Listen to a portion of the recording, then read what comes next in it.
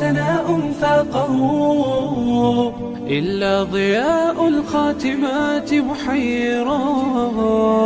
الخاتمات بنور ربي أنجم ونقاؤهن من الأديم تحدرا. أنعم بثانية تسامى ذكرها بالخاتمات فحق أن تتصدرا. فلابنة التحفيظ أسمى منزل وتظل بالقرآن عزا يشترى. أبنية التحفيظ أنت قدوة فبقلبك القرآن صار محبرا. وغدا يفاخر والديك بفرحة إذ يلبسون التاج منك موقرا. وغدا يفاخر والديك بفرحة إذ يلبسون التاج منك موقرا. إذ يلبسون التاج منك موقرا.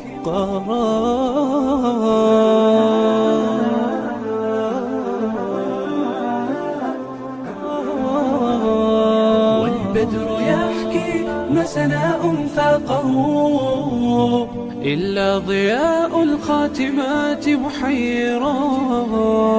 الخاتمات بنور ربي أنجم ونقاؤهن من الأديم تحدرا. أنعم بثانية تسامى ذكرها بالخاتمات فحق أن تتصدرا. فلابنة التحفيظ أسمى منزل وتظل بالقرآن عزا يشترى. أبنية التحفيظ أنت قدوة فبقلبك القرآن صار محبرا. وغدا يفاخر والديك بفرحة إذ يلبسون التاج منك موقرا. وغدا يفاخر والديك بفرحة إذ يلبسون التاج منك موقرا. إذ يلبسون التاج منك موقرا.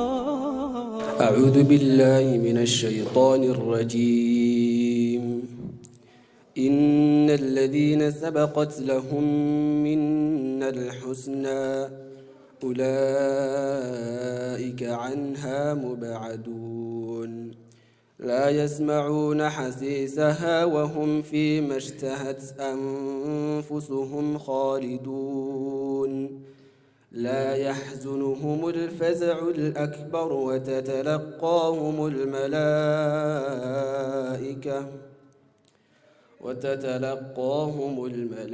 الملائكة هذا يومكم الذي كنتم توعدون. يوم نطوي السماء كطي السجل للكتب كما بدأنا أول خلق نعيده وعدا علينا إنا كنا فاعلين.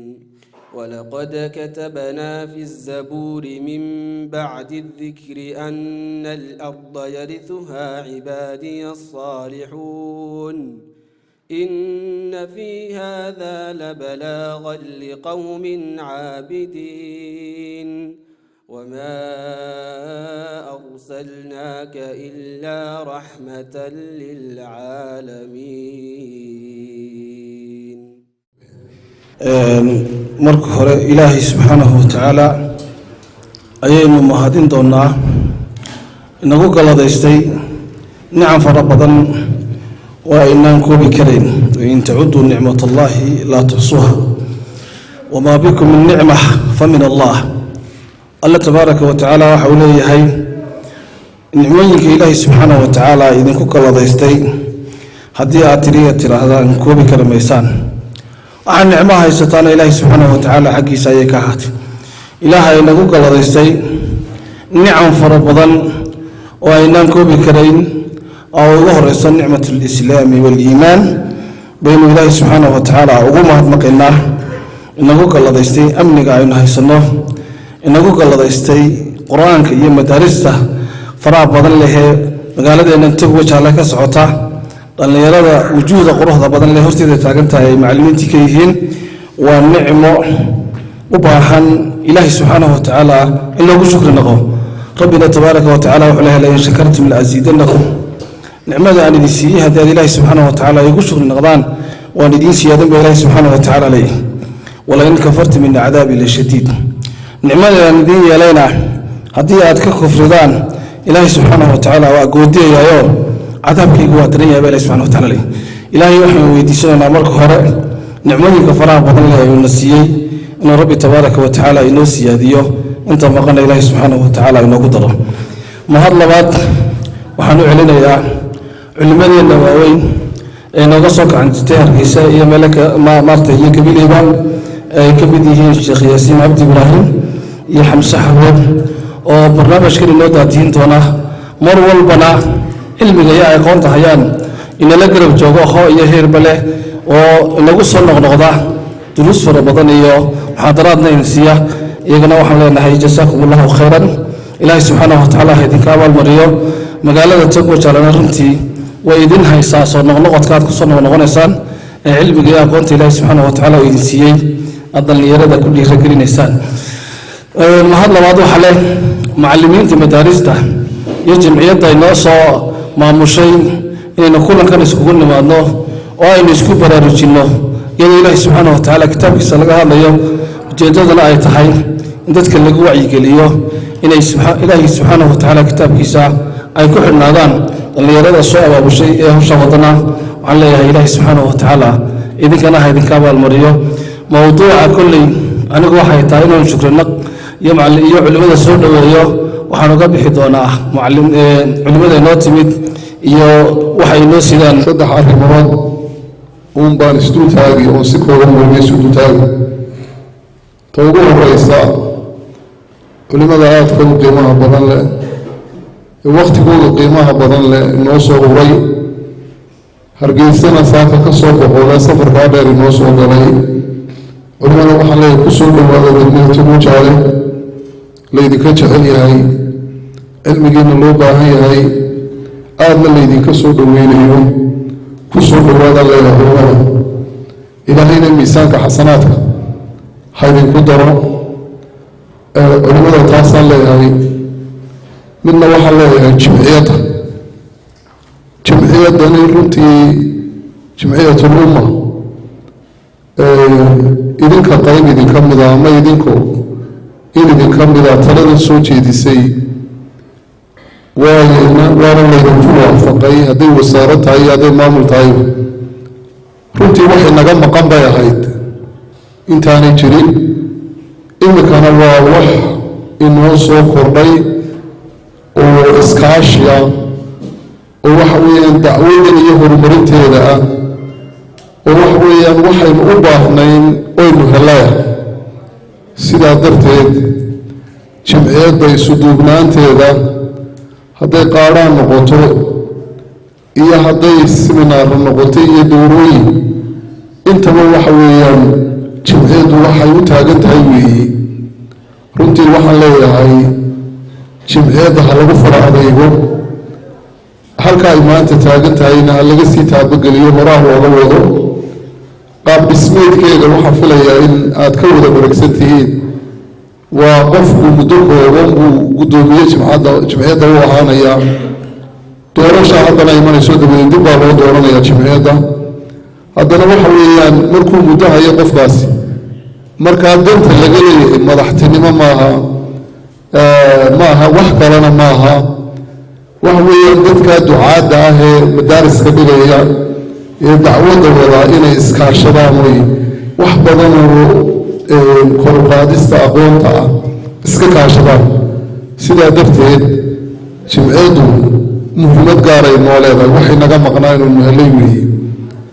midda aan ku soo khatimaya waxa weeye culimmadan da-da yar ee akhyaarta ah ee dowladda qaadanaysa waynu u baahnay waa shay aynu u baahnay inaynu helay in dowlaad heshaan waxaana inoo suurtagelisay jimciyadda maanta jimciyatul umma waxaan leeyahay culimmada wax kale idin odhan maayo lama maanta kala aqoon badna ninba inta dadaalkiisu yahay uu yahay runtii waxaan leeyahay culimmada ha laga faa'iidaysto maanta waa maalintii u horreysay maalintii ugu dambeysay aanay noqonin culimmadu ay noo soo noqnoqdaan idinkuna si ay taabagal u noqoto dowliyaadka aada qaadanaysaan barbilow iyo waxa weeyaan ha u noqoto maanta tan taagani halkaana ha ka socoto waanaynu u baahannahay si weyn baanaynu ugu baahannahay waxa weeye qofka macallinkii wakhtigiisoo dhan wuxuu ku bixiyaa barista dadka uu mas-uulka ka yahay uu waxbaraya ayuu ku bixiyaa wakhtigiisoo dhan waxa ku yar haleelku u helay inuu isagu waxbarto sidaa darteed qaababka maxaa dhahdaa ee gaaban ee wax looga faa'iidaysto culimada ama hogal tusaalaynta ah inaynu helaa mar walba waa lagama maarmaan waxaan dowliyaadka laydhaha waa aqoontii oo mulakhasahoo la soo gaabiyey oo wixii kutub ku kala baahsanaa meel la yskugu keenay hadday nidaamka idaarigaa tahay iyo hadday nidaamka tacliimigaa tahay labadaba markaa hadalka waxaan ku soo ururinayaa maamulayaasha madaariska iyo macallimiinta ka faa'iidaysi wacan baan leeyahay culimmada inoo timidna ku soo dhowaada waanu idin jecelahay waanu u baahannahay cilmigiinna magaalada ku soo dhowaadaan leeyahay jimciyatul ummanaha lagu faraadkaadaan leeyahay intaasaan hadalkayga ku soo ururinayaa wabilaahi towfiiq hadal badan waan u baahnaa laakiin odhan maayo ragaanu taariikho badan soo wada marnay sidii sheekh yaasiin cabdi ibraahim oo kale ayaa ka mid oo 30 sannadood ka hor ayaanu isu meel ahaan jirnay 30 sano ka hor waxaan filaya waanu waaweynahay ka dhigan tahay markaan da'daasoo kala sheego oo ma yiriirin bay ka dhigantaho waayo dacdeed yar inoomay soo bixeen ilaahay baa subxaanahu wa tacaala mahad iska leh inoo suurageliyey goobtan iyo culimada markaa aada iyo aadka u qaaliga inaynu markaa goobtan ku kulanno markii xigta aada iyo aad waxaan ugu mahadnaqannaa culimada seminaarkan inoo daadihin doonta ee waqtigooga qaaliga inoo soo jaray ee inoo soo hagar baxay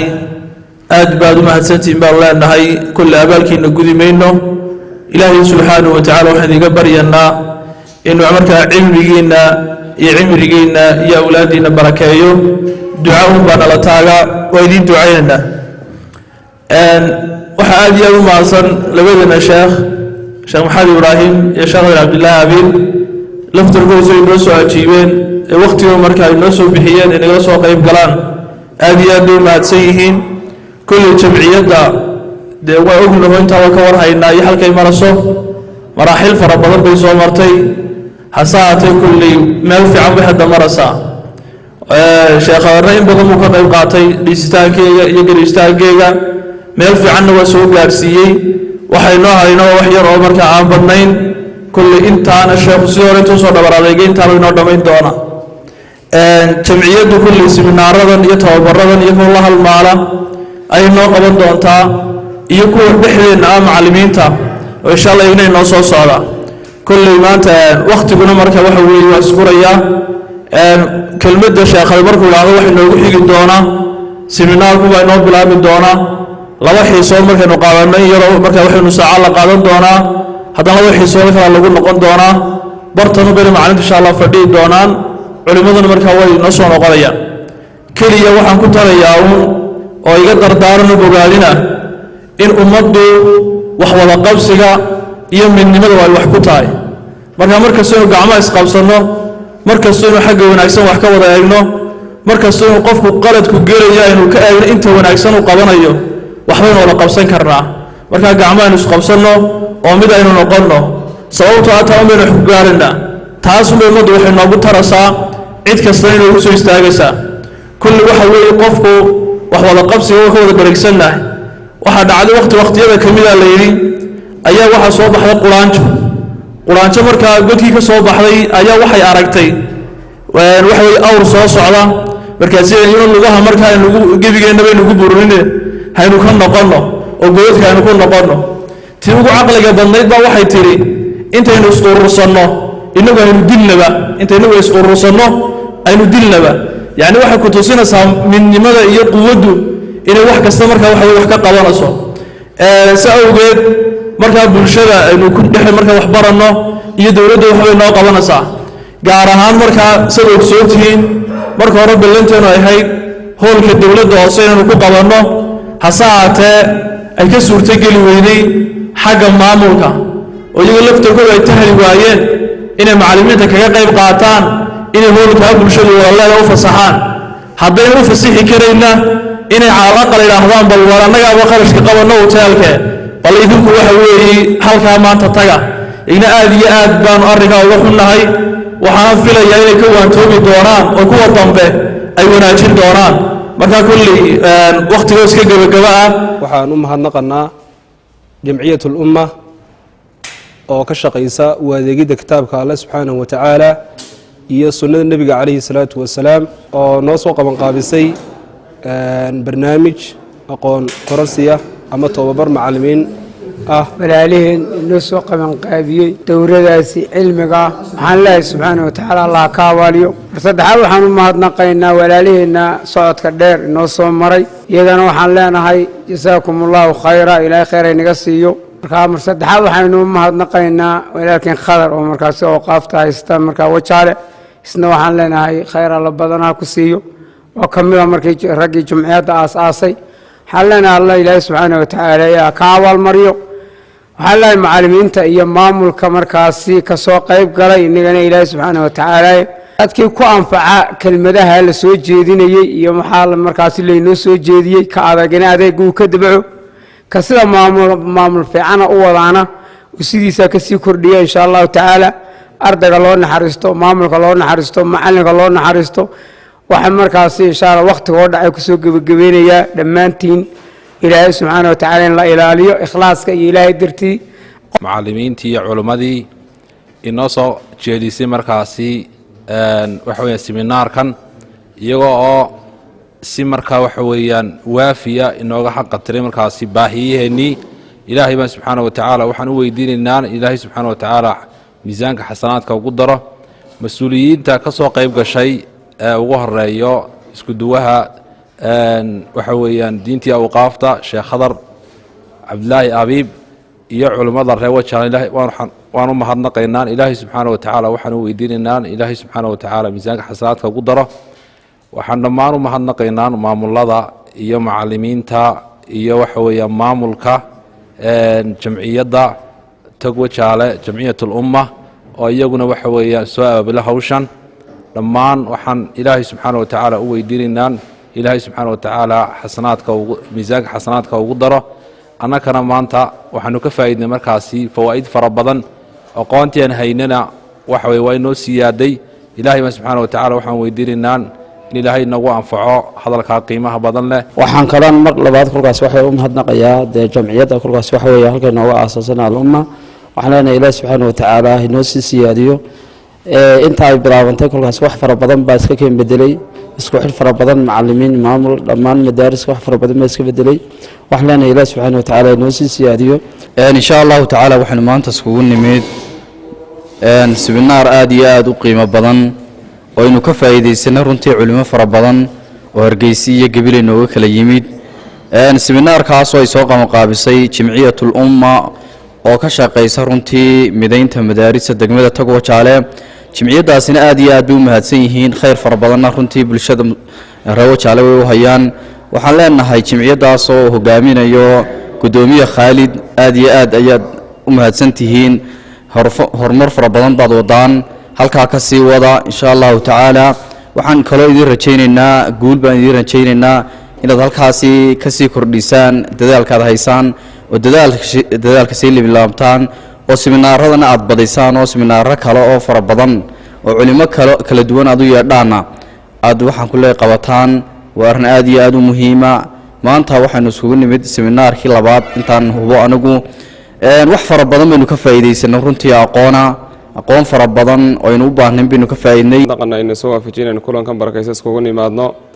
amniga nabadgelyo iskugu nimaadno qodobka labada waxaan halkan uga mahadnaqanaa culimadii ilaahay khayr siiye kulanka ballaaran noo soo diyaarisay runtii kalimaad aad u khayr badan inoo soo waafajisay runtii iyagana waxaan ka codsanahay inay nagu soo noqnoqdaan wixii kulamadan ay noo sii siyaadiyaan qodobka sax waan halkan uga mahadnaqi lahayn runtii jamciyatul umma ugu horeeya maamulaha iyo ama guddoomiyaha jamciyadda sheekhuna alfaadil sheekh khaalid cabdirashiid runtii isaguna maalmahan baa juhdi badan ku bixinaya sidii kulankaasi noogu qabsoomi lahaa runtii nebigu wuxuu yihi sal alla alay slam man laa yashkuru naasa laa yashkuru lah runtii halkan isna aad baan uga mahadnaqaynaa qodobkood waxaan kaga soo khatimay runtii in bal jimci shirarka intaa ka wada sii ballaadhiyo oo hadday seminaaro noqon lahayd hadday kulamano oo noqon lahayd in runtii aqoon korosiga lanoo sii siyaadi ka macan lahaan intaan baan runtii kole بسم الله الرحمن الرحيم الحمد لله رب العالمين وبه نستعين على أمور الدنيا والدين صلى الله وسلم على نبينا محمد وعلى آله وصحبه أجمعين أما بعد السلام عليكم ورحمة الله وبركاته أن أقوه الرئين وحام هذا النسكالة الله سكوكن كاني كلن كان بركيسا marka xigta waxaan aad ugu mahad celinayaa culimada qiimaha badan leh ay noo daahdiinisay seminaarkan aadka u qiimaha badan leh oo aynu wax badan ka faa'iidnay marka xigta waxaan u mahad celinayaa jamciyatul umma oo ah jamciyadda mideysay madaarista degmada Tugujaale ugu dambeyn waxaan u soo mahad celinayaa maamulayaasha iyo macallimiinta ka howlgala degmada Tugujaale oo iyaguna kulanka ka qayb qaatay meelaha kala duwan ee fogfogayna aad iyo aad baad mahadsantihiin ma leenahay ilaahay miisaanka xasanaadka maalinta qiyaamaha idinku daray idinkana aad iyo aad baad mahadsantihiin marka saddexaad waxaan u mahad celinayaa maamulayaasha macallimiinta ka soo qayb galay seminaarkan aad iyo aad u qaaliga ah iyana waxaan leenahay aad iyo aad baad mahadsantihiin dhammaanna waxaan leenahay guddoomiyaha iyo xubnaha la shaqeeyaba aad iyo aad baad ugu mahadsantihiin dardargelinta iyo sida loo tartargelinta macallimiinta iyo jamciyaddaba aad u wadiin aad iyo aad waxaan leenahay sii kordhiya seminaaradana badiya fadhiyadana aad iyo aad badiya aad baad mahadsantihiin